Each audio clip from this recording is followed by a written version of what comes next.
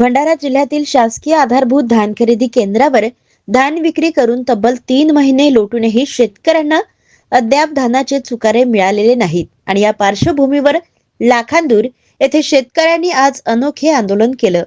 शासनाचे लक्ष वेधण्यासाठी शेतकऱ्यांनी फटाके फोडो आंदोलन करत तीव्र निषेध नोंदवला। यावेळी पणन विभागाकडून धान खरेदीसाठी आवश्यक असलेले उद्दिष्टे वाढून न दिल्याबद्दलही नाराजी व्यक्त करण्यात आली।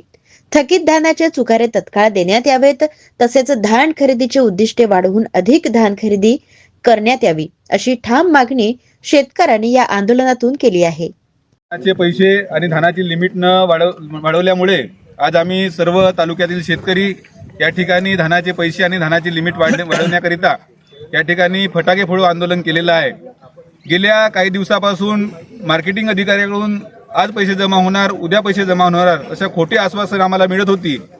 1 महिना लोटूनही शासनाने पैसे जमा केले नाही।